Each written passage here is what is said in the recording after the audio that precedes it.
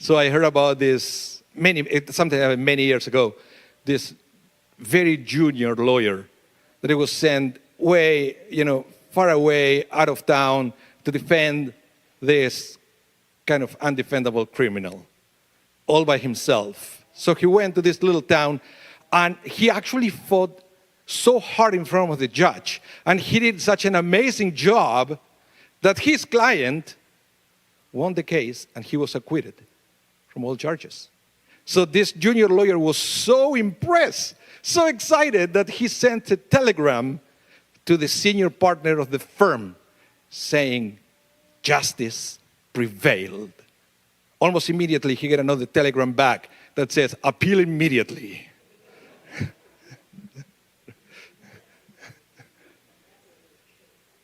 I give you a minute to think about this one. I want to talk to you today about a trial before the trial.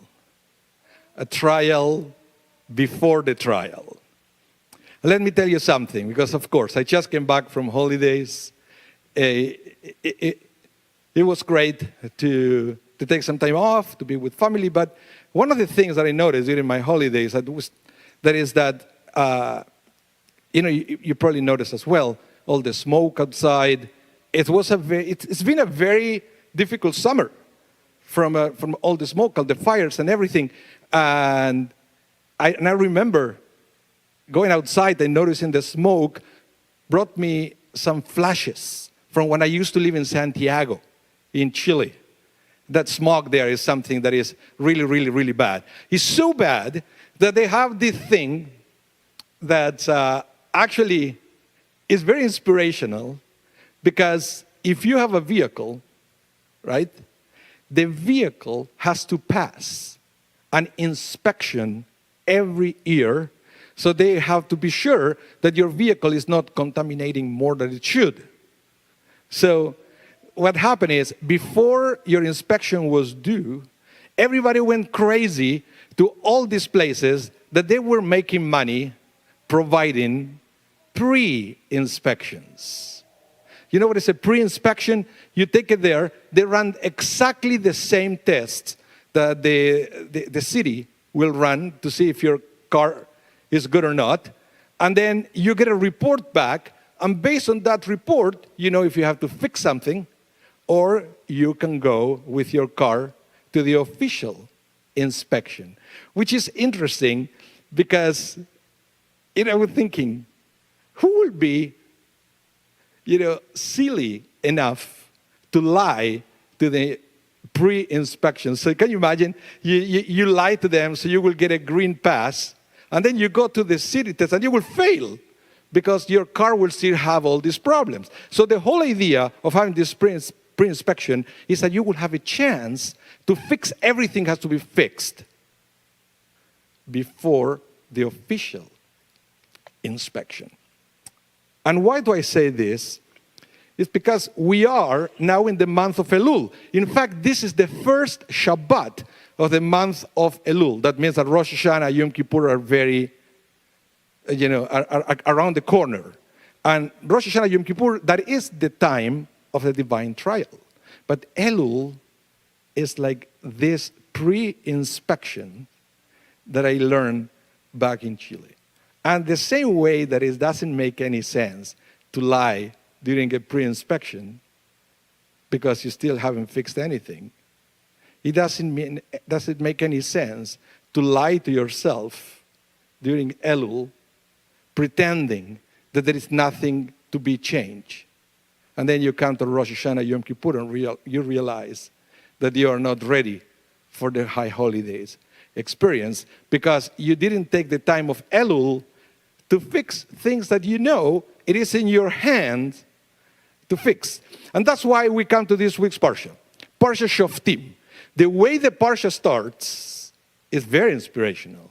It says, Shoftim ve'shotrim titen lecha. Key word here is lecha. Shoftim means judges. Shotrim means officers. But if you go to Israel, what is a shoter? A police. Or back in the day, the shoter was the enforcer. So in the sense that, the judge will give you the ruling, the judge will know what is right and what is wrong, but who's going to enforce that? So having the judge by itself doesn't mean anything. You need a judge and somebody to enforce the judge ruling, the resolution. So that's why the parsha says, Shoftim veshotrim, titen lecha. So in other words, the parsha says that you need to have judges and policemen, right? But the word lecha means to yourself in singular. In Hebrew, it's Shoftim veshotrim titen lecha. You personally needs to have a judge and an enforcer. What does it mean that you should have that? Well, it means that having yourself a judge, it means that you can distinguish what is right, what is wrong, and what has to be done. That's all good. But the parsha doesn't stop there. It continues to say that has to be enforced. That has to be put into practice. That has to be done. So it's not enough for us to go through this pre-inspection before the high holidays and knowing what went right, what went wrong, what is okay with us, and what could be improved. It's important, but not enough if you don't put it into practice. And that is the biggest issue that we always have, because we know what is wrong, but we don't do anything about it. And we all want to have a better year ahead. And this is what I learned.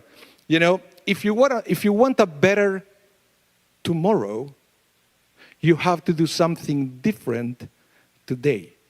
Because if you don't do something different today, you're not going to have a tomorrow, you're going to have a longer today.